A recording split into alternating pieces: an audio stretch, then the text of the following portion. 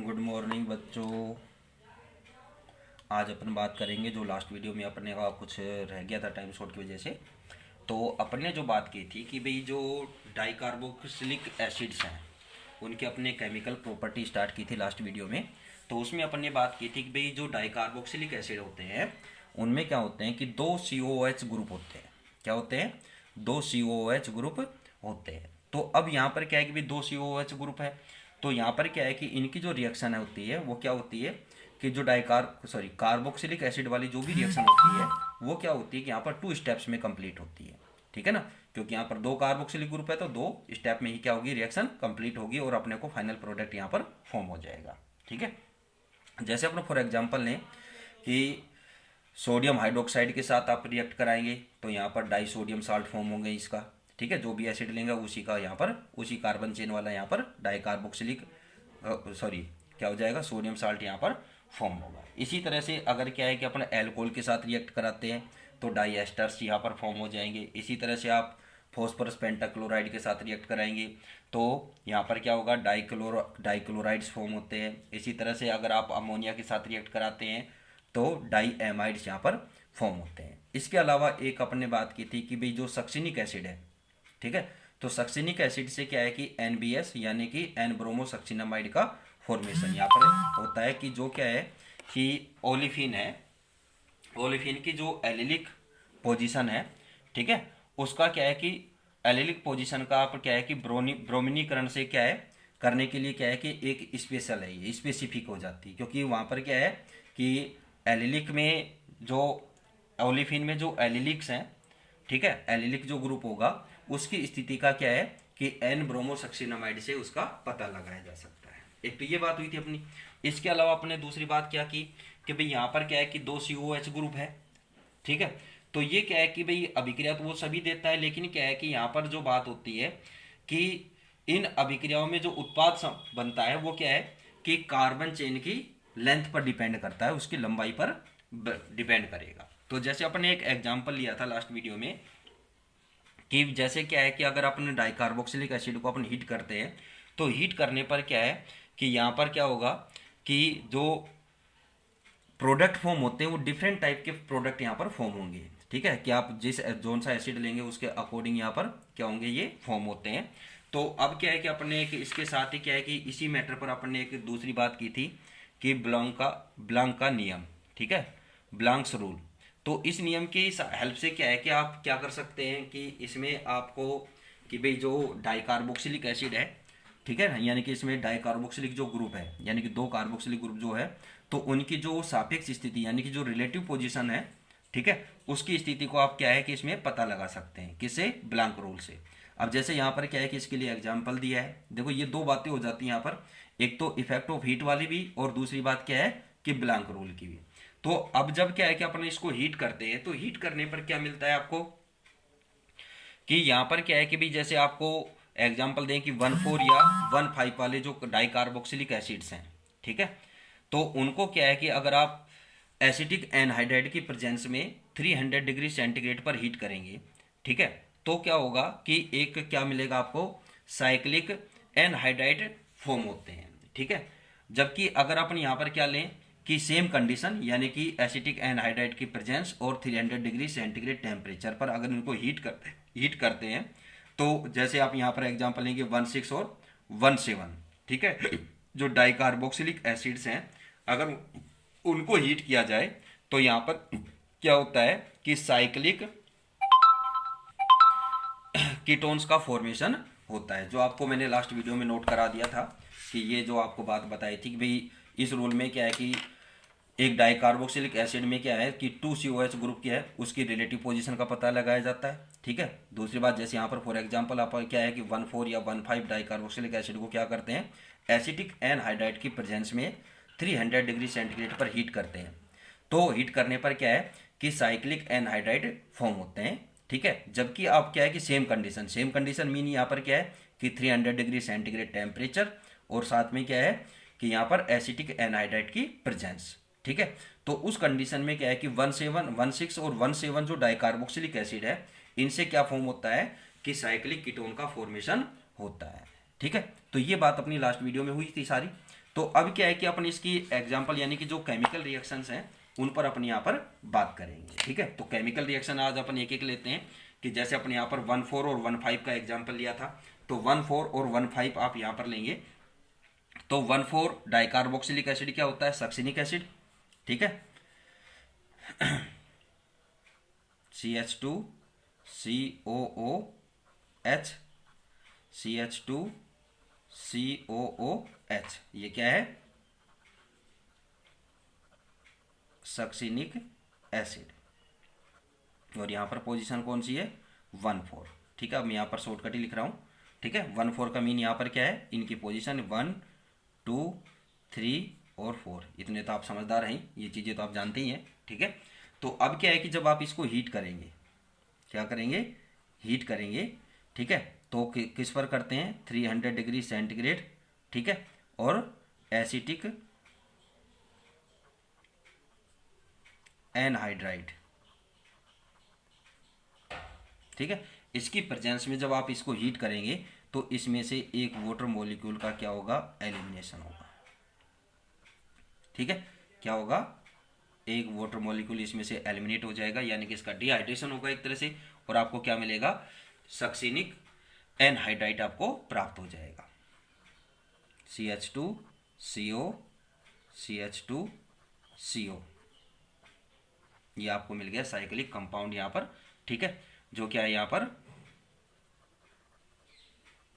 Succinic anhydride.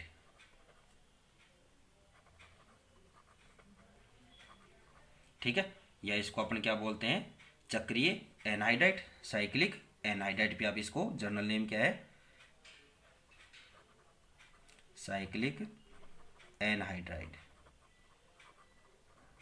ठीक है, ये आपको यहाँ पर प्राप्त हो जाएगा। इसी तरह से ये तो क्या लिया अपन ने, 1,4 वाला। अब अपन लेते हैं 1,5 वाला।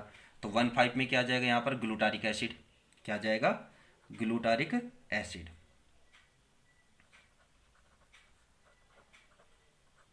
ठीक है, ग्लूटारिक एसिड लेते हैं।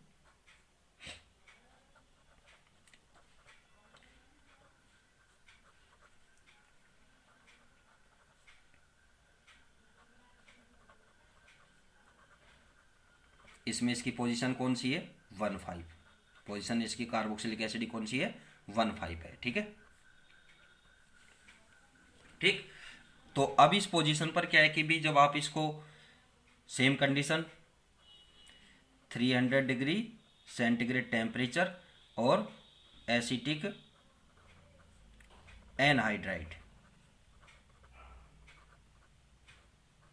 की प्रेजेंस में आप इसको हीट करेंगे तो एक वाटर मॉलिक्यूल का एलिमिनेशन होगा। सेम वही कंडीशन कि एक से OH और एक से H, ये वाटर मॉलिक्यूल यहाँ से एलिमिनेट होगा।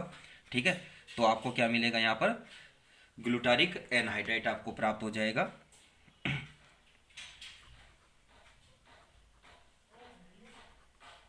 CH2 COO CH2। ठीक है, ये क्या मिल गया आपको, साइक्लिक एनहाइड्राइड, या इसको क्या बोले आप, glutaric acid, sorry glutaric anhydride.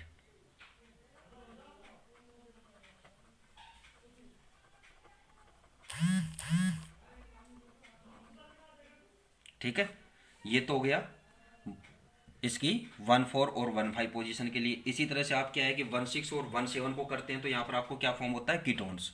ठीक है, साइक्लिक कीटोन्स फॉर्म होते हैं। तो उसके लिए आप एग्जांपल क्या लेंगे यहाँ पर, adipic acid.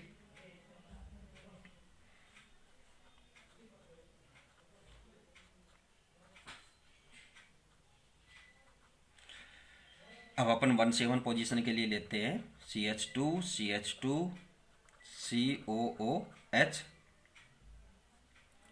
CH2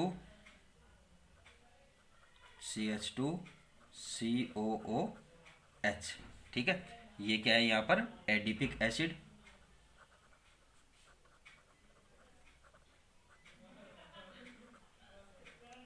adipic acid है तो ये कौन सी पोजीशन है, 1,6। ठीक है, तो आप इसको सेम कंडीशंस में आपको बोला है तो यहाँ पर भी क्या लेंगे, 300 डिग्री सेंटीग्रेड टेम्परेचर और प्रेजेंस किसकी है, एसिटिक एनहाइड्राइड। ठीक है, एसिटिक एनहाइड्राइड की प्रेजेंस है। तो इसमें से क्या होगा कि एक वाटर मॉलिक्यूल एलिमिनेट होगा और एक क्या होगा, कार्बन डाइऑक्साइड का मॉलिक्यूल इसमें से एलिमिनेट होगा। तो यहाँ पर कैसे होगा कि एक तो ये और दूसरा कहाँ से जाएगा, ये। ठीक है, तो यहाँ पर CO2 और H2O के रूप में ये बाहर निकलेंगे, या आप यहाँ से ये CO2 निकाल देना, यहाँ से OH। ठीक है, तो ये इस तरह से यहाँ से बाहर निकलेंगे। तो उस कंडीशन में आपको क्या प्राप्त होगा, साइक्लिक कीटोन प्राप्त होगी।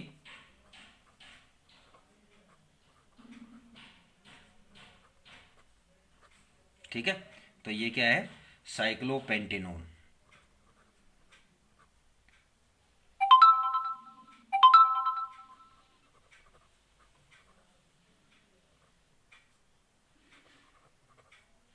ठीक है, साइक्लोपेंटेनोन, या अपन क्या बोलेंगे इसको, साइक्लिक कीटोन। आप इसको सीधा क्या बना सकते हैं, या आप इसकी स्ट्रक्चर कैसे फॉर्म कर सकते हैं,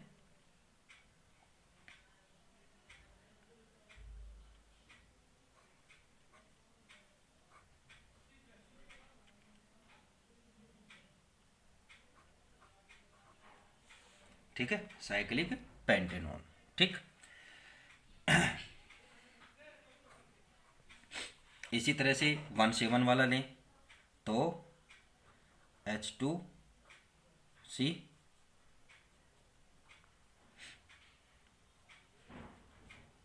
CH2 CH2 COOH CH2 CH2 COOH। ठीक है, तो ये 7 वाला हो गया, यानी कि ये क्या है, पिमेलिक एसिड।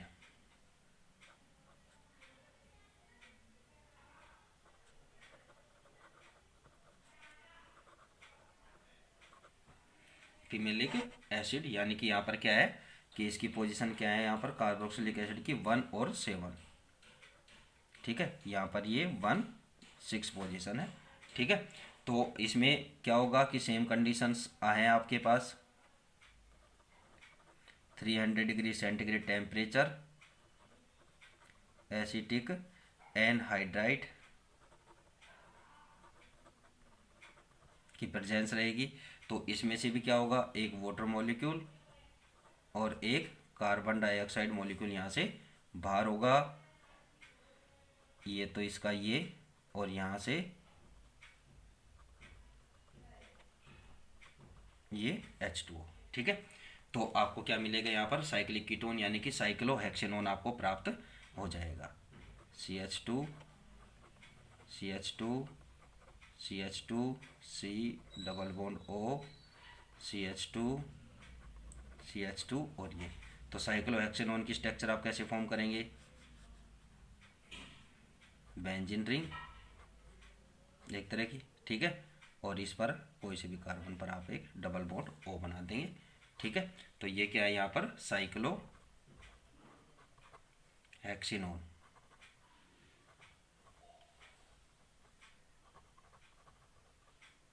ठीक है, तो ये क्या हो गया, साइक्लिक कीटोन आपको प्राप्त हो गया। इसी तरह से क्या है कि 1 2 या और क्या है 1 3 डाई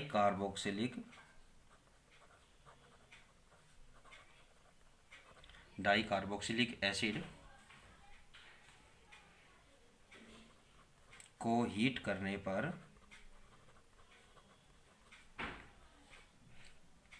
पर ये डिसोसिएट होकर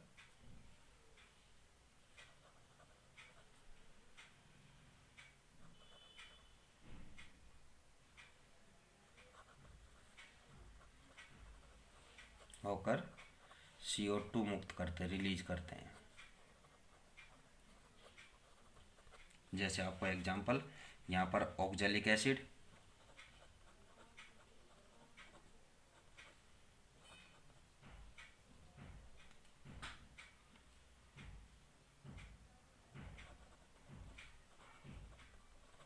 ठीक है, इसको आप हीट करेंगे तो हीट करने पर कार्बन डाइऑक्साइड, कार्बन मोनोऑक्साइड और पानी, ठीक है, ये फॉर्म हो गई। इसी तरह से आप मेलोनिक एसिड लेंगे, H2C COOH COOH, ये क्या है, मेलोनिक एसिड।